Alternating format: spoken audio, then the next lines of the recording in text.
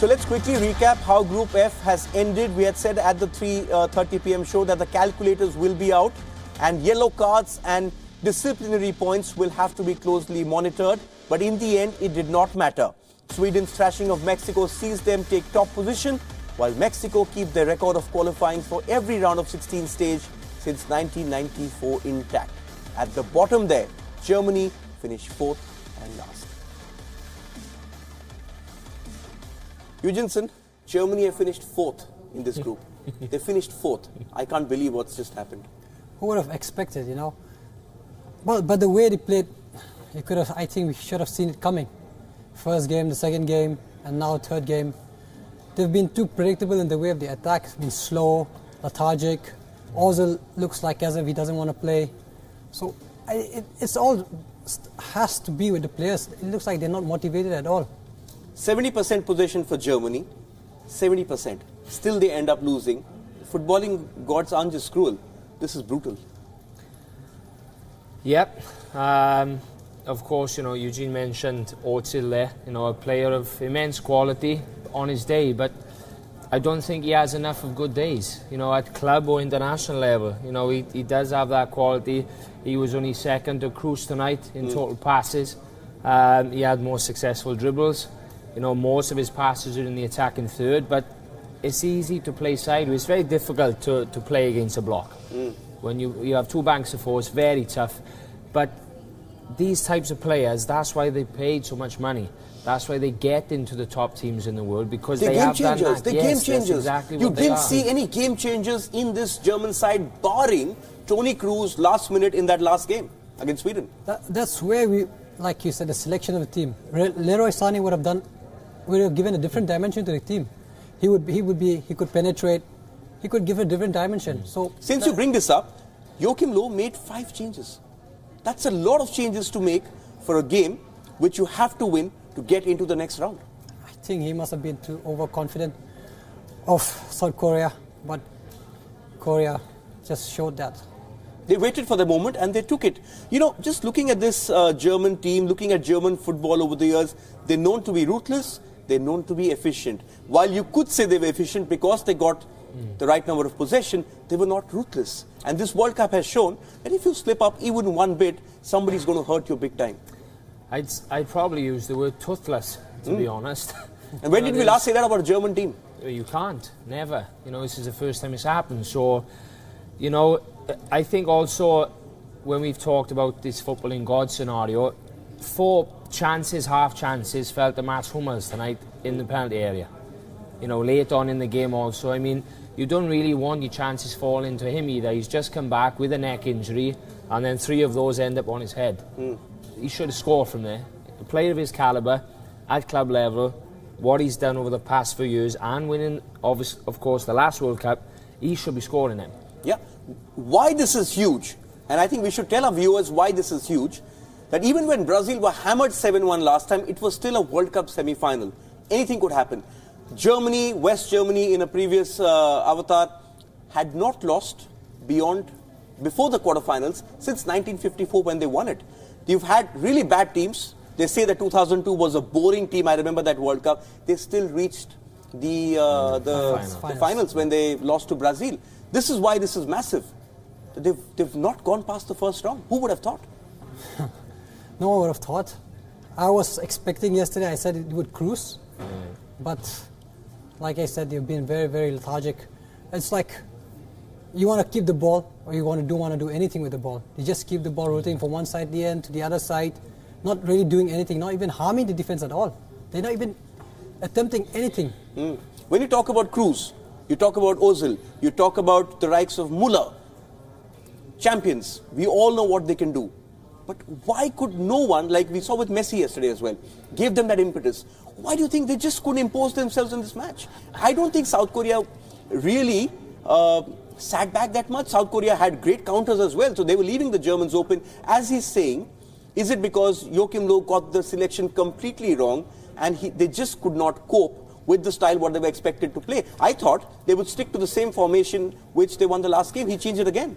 I think also what's really key that we think about here is the fact that winning is not easy. And when you get to the top, it's not easy to stay there. We've talked about it at club level, even our experience last going off, working together. You have to keep changing, keep evolving, keep developing. Just tweaks here and there, but Germany played the same system, more or less, that they played in the World Cup in 2014. The same type of players.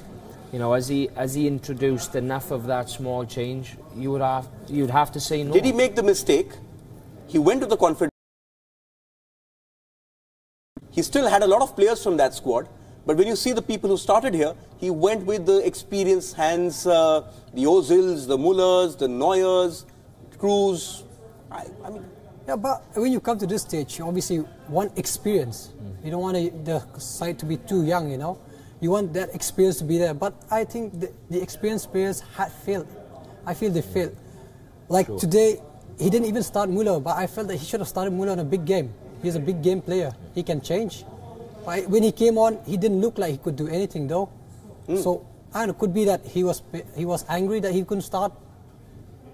I think Mario Gomez is a poor selection. You know, you had Sandro Wagner. Yeah. He's had a terrific time before his move to Bayern. And it's Pedersen who got a lot of goals as well in Bundesliga. Yeah, so you know, there's two options. Could he have gone with them a little bit more dynamic, something more about them? You know, it's disappointing. Really, really, really disappointing. Will there be a reaction? Will there be a reaction? This is a very proud footballing nation. When they lost to England in a World Cup qualifier 2001, 5-1 I think it was, they overhauled the entire structure. You saw the German team invest in youth, the league invest in youth, and you had this assembly line of players coming through. All that suddenly has, you know, you're wondering, you're looking at this German team wondering what happens. They could still put a team on the park for the next major and still be contenders. But something's gone massively wrong.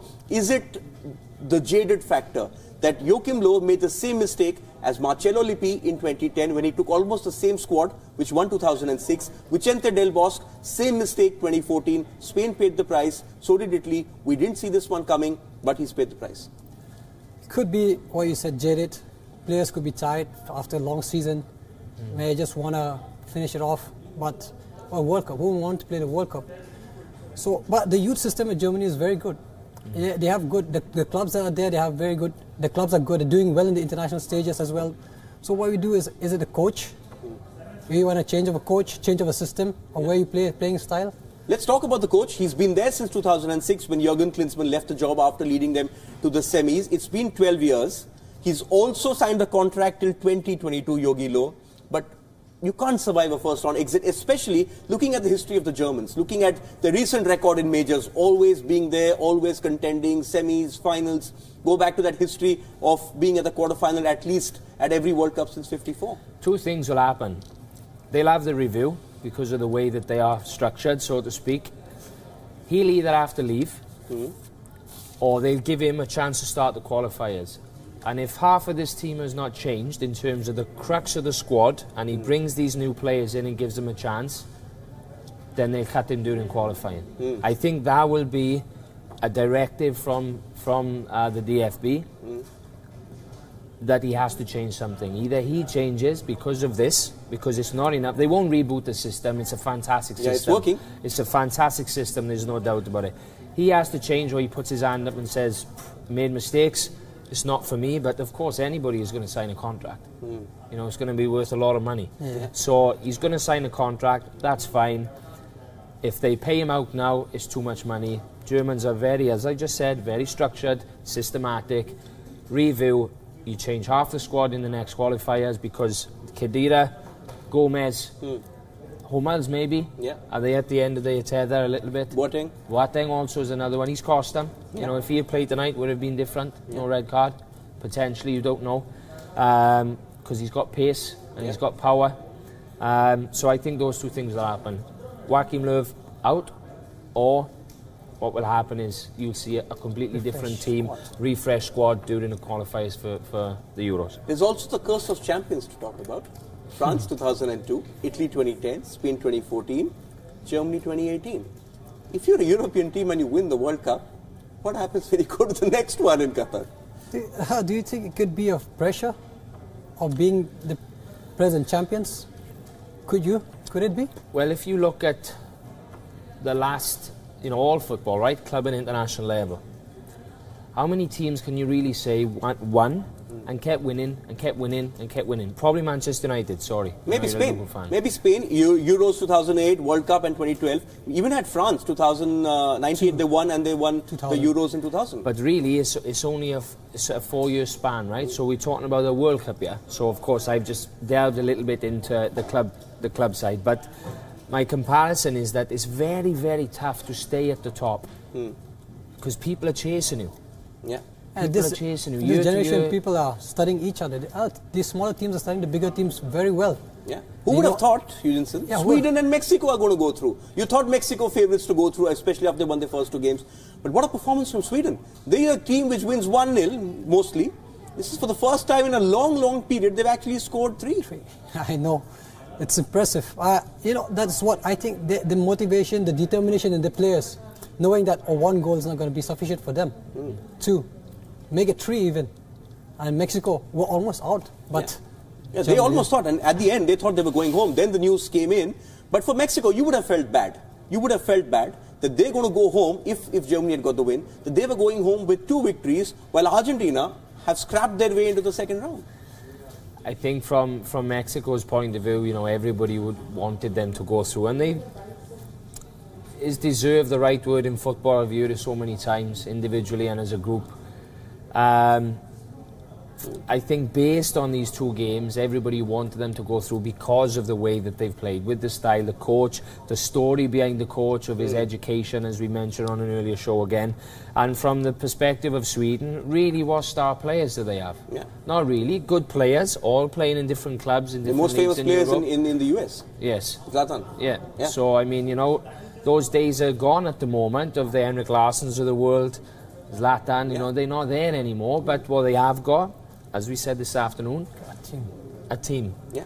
Collectiveness. And we saw them come together. We saw them come together when Domas got racially abused as well. Are you seeing a template now? If you're going up against the big team, soak up the pressure, hit them on the counter. That's what Netherlands did in Spain. They probably didn't realize what they were going to do for the rest of the world. But we've seen this in this World Cup.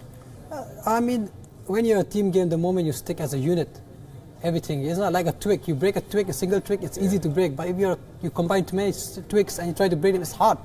So it's hard to break down a team that's well knit. So the same thing is going to happen. I'm afraid what's going to happen with the Brazil game. I'm sorry, I'm afraid because of what all the teams have been going through right now. The smaller teams have been doing really big against the bigger teams. So it's going to be interesting, very, very interesting. Okay, you brought it up, so that's where I will head to, because there will be no Brazil-Germany round of 16 clash as most of us were expecting. Germany are out, and the Seleção still need to confirm their berth in the knockouts. The 5-time world champions go up against Serbia in what could be a straight shoot-off. Switzerland too have work to do. They need a point against Costa Rica to feel safe, while a win will guarantee qualification.